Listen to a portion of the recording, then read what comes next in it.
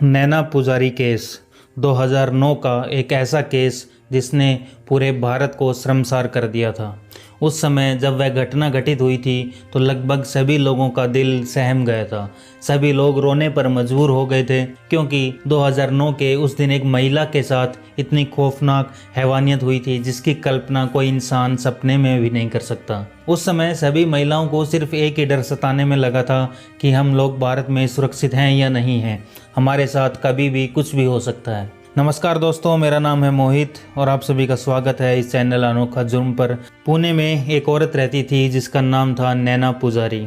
नैना पुजारी एक शादीशुदा औरत थी और उसके पति का नाम था अभिजीत, जिसके साथ उसने लव मैरिज की थी क्योंकि दोनों एक दूसरे को बहुत ज़्यादा प्यार करते थे। नैना काफ़ी सिंपल और सीधी सादी औरत थी। उसका व्यवहार दूसरों से काफ़ी अलग था और वह सभी के साथ अच्छे से पेश आती थी। नैना एक सॉफ्टवेयर इंजीनियर थी और वह पुणे के किसी सॉफ्टवेयर कंपनी में नौकरी किया करती थी। वह कंपनी उसके घर से काफ़ी दूर थी तो इसलिए नैना वहां से टैक्सी या बस से जाया करती थी। 7 अक्टूबर 2009 का दिन था। नैना रोज की तरह उस दिन भी अपने काम पर गई थी। वैसे तो नैना की छुट्टी शाम के 7 बजे हो जाती थी, लेकिन किसी वजह से उस दिन नैना को काफ़ी देर तक काम करना पड़ा और इसी वजह से उसकी छुट्टी रात के 8 बजे तक होती है। अब काफ़ी देर हो जाती है तो नैना ने सोचा कि अभिजीत को फ़ोन करके बता दिया जाए कि उसे घर आने में थोड़ा लेट हो जाएगा, नहीं तो वह काफ़ी परेशान हुआ कि आखिर अभी तक मैं घर क्यों नहीं पहुंची हूं, क्योंकि रोज़ तो मैं 7 बजे घर पहुंच जाती हूं।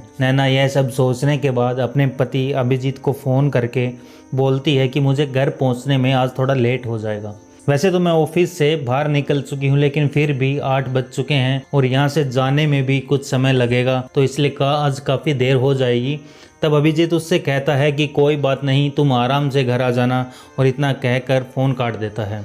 इसके बाद काफ़ी देर हो जाती है, लगभग 2 से 3 घंटे बीत जाते हैं, लेकिन फिर भी नैना का अभी तक कोई पता नहीं था, वो घर पे नहीं पहुंचती है। इस वजह से अभिजीत जो है वो थोड़ा घबरा जाता है और नैना को फ़ोन करता है, लेकिन नैना का फ़ोन जो है वो स्विच ऑफ आ रहा था। अब तक इतना समय बीत चुका था, चूँकि रात का वक्त भी था और ऊपर से उसका फ़ोन भी स्विच ऑफ आ रहा था, तो इसलिए अभिजीत काफ़ी परेशान हो जाता है। वह नैना की सभी सहेलियों को फ़ोन करता है और उनसे पूछता है कि नैना आप लोगों के पास गई है क्या।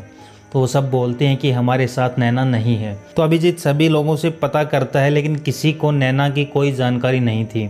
इसके बाद अभिजीत और भी ज़्यादा परेशान हो जाता है। इस बात को लेकर उसकी धड़कनें भी तेज़ होने लगी थी कि आखिर नैना कहाँ चली गई होगी और उसका फ़ोन स्विच ऑफ क्यों आ रहा है। अभिजीत फ़ौरन पुलिस स्टेशन जाकर कंप्लेन करता है और अब धीरे धीरे सारी रात ख़त्म हो जाती है और तारीख 7 अक्टूबर से होकर 8 अक्टूबर हो जाती है। अभिजीत के घर और उसके आस पड़ोस के लोग, यहाँ तक कि उसके सभी रिश्तेदार भी जुटने लग जाते हैं। सभी लोग मिलकर नैना को खोजने की तमाम कोशिशें करते हैं, लेकिन उसका फिर भी कोई पता नहीं चलता है। इधर पुलिस भी उसकी खोजबीन में लगी थी, मगर उन्हें भी नैना का कुछ पता नहीं था। फिर अगले दिन यानी कि 9 अक्टूबर को पुलिस को एक सूचना मिलती है कि किसी जंगल के अंदर महिला का शव मिला है। इस बात की तुरंत जानकारी मिलते ही पुलिस वहां पर पहुंच जाती है और अभिजीत को भी वहां पर लेकर चली जाती है, क्योंकि उन्हें शक था कि कहीं वह शव नैना का तो नहीं है। रेवाड़ी के जंगल में पहुंचते ही जब अभिजीत उस शव को देखता है तो चिल्ला चिल्लाकर रोने लगता है, क्योंकि वह शव नैना का ही था। उसे देखकर उसे यही लग रहा था कि पहले तो उसके साथ बहुत कुछ गलत काम हुआ है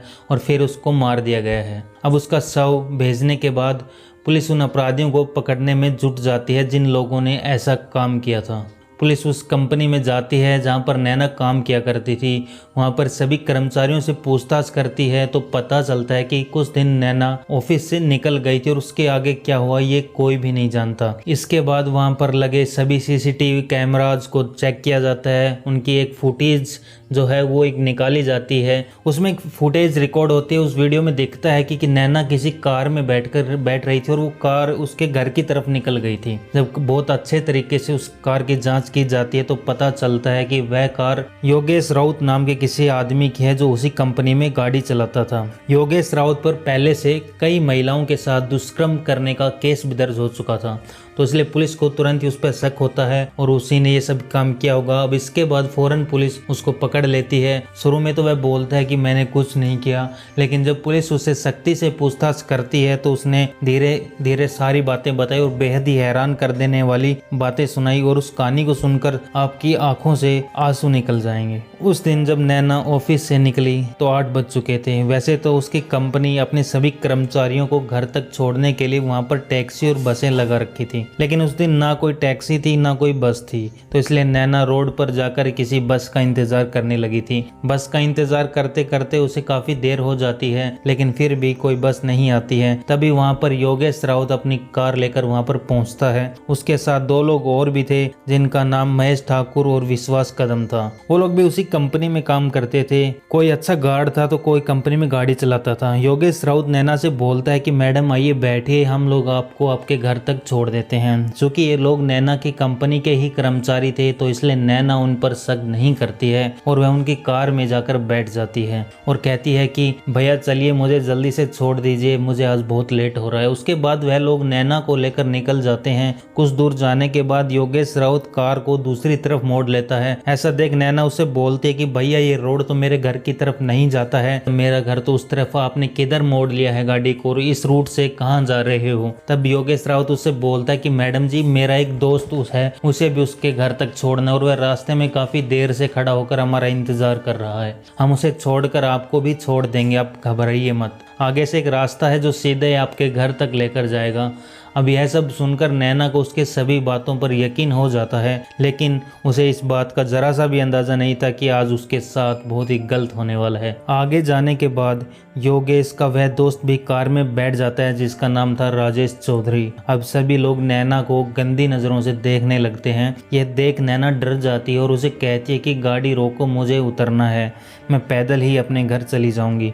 लेकिन वह सब बोलते हैं कि मैडम गाड़ी तो नहीं रुकेगी, भले ही हम लोग जो आपसे चाहते हैं पूरा कर लेने दीजिए, तब उसके बाद आप अपने घर पर जा सकती हैं। अब नैना यह सब सुनती है तो उनका विरोध करने लगती है, तो वह बोलती है कि मुझे छोड़ दो वरना पुलिस को बुला दूंगी। इतना सुनकर वह चारों अपराधी हंसने लगते हैं, फिर उसका मोबाइल तोड़ देते हैं। दोस्तों इसी वजह से अभिजीत जब नैना को फोन लगा रहा था तब उसका मोबाइल स्विच ऑफ आ रहा था। इसके बाद उन सभी लोगों ने चलती कार में ही नैना के साथ बारी बारी से गलत काम किया। नैना चीख रही थी, चिल्ला रही थी और उनसे बार बार यही कह रही थी कि प्लीज मुझे छोड़ दो, लेकिन फिर भी उन लोगों ने उन पर थोड़ी सी भी दया नहीं दिखाई। अपनी इच्छा पूरी करने के बाद वह लोग नैना का एटीएम कार्ड भी छीन ले जाते हैं और उसे डरा धमका कर पिन भी पूछ लेते हैं। और अब जब सारी चीज़ें ख़त्म हो जाती है तो उसे मारकर रेवाड़ी के जंगलों में फेंक देते हैं और फिर वहाँ से फरार हो जाते हैं। और आगे जाकर उन सब ने नैना के खाते से 61,000 रुपये भी निकाले थे। इसके आगे योगेश राउत पुलिस के हाथों पकड़ा जाता है और कैसे पकड़ा गया उसे तो अब सब भले ही बातें जान चुके हैं। अब योगेश द्वारा पुलिस के द्वारा बाकी अपराधियों को भी पकड़ लिया जाता है। यह मामला काफी बड़ा हो चुका था, यह खबर पूरे देश भर में फैल चुकी थी। उन चारों अपराधियों को सजा दिलाने के लिए वहाँ के सभी लोग सड़कों पर उतर आए थे, धरना प्रदर्शन किए जा रहे थे। सभी महिलाएं डरी हुई थी क्योंकि उसकी कंपनी के लोगों ने ही नैना के साथ इतना बुरा काम किया था और इसी वजह से सभी महिलाएं डर गई थी कि हम लोग इस देश में बिल्कुल भी सुरक्षित नहीं हैं। जब साथ के लोग ही ऐसा कर सकते हैं तो किस पर भरोसा किया जा सकता है। धीरे धीरे 2 साल बीत जाते हैं और अब 2011 आ चुका था। उन अपराधियों पर मुकदमा अभी तक चल रहा था कि तभी इसी बीच 17 दिसंबर को योगेश राउत को पुलिस की हिरासत से फरार हो जाता है। दरअसल उसने यह कहकर बहाना बना लिया कि मुझे बेहद खुजली हो रही है, मुझे हॉस्पिटल ले चलो। तब पुलिस तुरंत उसे हॉस्पिटल लेकर जाती है और एडमिट करवा देती है क्योंकि वह डर जाती है कि कहीं से कोई इन्फेक्शन ना हो जाए, क्योंकि पुलिस को जरा भी इसका अंदाजा नहीं था क्योंकि वो इनको चकमा देकर भागने वाला है। योगेश राउत अस्पताल में लगे खिड़की से फरार हो जाता है। इसके बाद वह सीधा शिरडी जाता है जहाँ पर साईं बाबा का स्थान है। वहाँ पर जाकर उसने अपना भेष बदल लिया था ताकि कोई उसे पहचान ना सके। लेकिन कोई अपराधी कितना भी चालाक क्यों ना हो, एक न एक दिन पुलिस के हाथों जरूर लगता है और इसी तरह वह भी पकड़ा गया। दरअसल योगेश राउत वह एक बार अपनी पत्नी को फ़ोन करके उससे बात करते तभी उसका लोकेशन पुलिस को लग जाता है क्योंकि पुलिस पहले से ही उसकी पत्नी का मोबाइल नंबर सर्विलेंस पर चढ़ा चुकी थी। और फिर इसके बाद पुलिस उसे 2013 में शिरडी से गिरफ्तार कर लेती है। अब सिर्फ पुलिस को किसी ऐसे सबूत की जरूरत थी जो इन्हें नैना का अपराधी साबित कर दे क्योंकि वे चारों लोग अपने आप को निर्दोष बता रहे थे। इसी बीच पुलिस पुलिस ने राजेश चौधरी को किसी तरह करके अदालत में गवाही देने के लिए मना लिया। वैसे तो राजेश चौधरी ने पुलिस से पहले ही बताया था कि मुझे योगेश राउत ने कहा था कि वह महिला गलत धंधे करती है और वह अपनी मर्जी से हमारे साथ आई है, तो मैंने भी उसकी बात का यकीन कर लिया। दोस्तों अब बारी थी कोर्ट में गवाही देने की। हालांकि राजेश चौधरी ने कोर्ट में बोलता है कि इन तीनों ने नैना के साथ बहुत बुरा किया था और मेरी आंखों के सामने नैना को मार भी दिया। लेकिन दोस्तों वह तीनों भी कहते हैं कि राजेश ने भी उसके साथ गलत किया था, उसे भी सजा मिलनी चाहिए। लेकिन अब जाकर साल 2017 में योगेश राउत, महेश ठाकुर, विश्वास कदम को अदालत ने फांसी की सजा सुनाई और राजेश चौधरी को रिहा कर दिया। पूरे शहर के लोगों ने राजेश चौधरी को भी सजा देने की मांग की थी, मगर वह कानून का गवाह बन गए, शायद इसी कारण उसे छोड़ दिया गया था। खैर दोस्तों, आप अपनी राय हमें कमेंट बॉक्स में जरूर बताएं और इस प्रकार की और भी वीडियो देखने के लिए हमारे चैनल को सब्सक्राइब जरूर करें। अगर आपको हमारी मेहनत पसंद आई हो तो वीडियो को लाइक, चैनल को सब्सक्राइब जरूर करिएगा। धन्यवाद।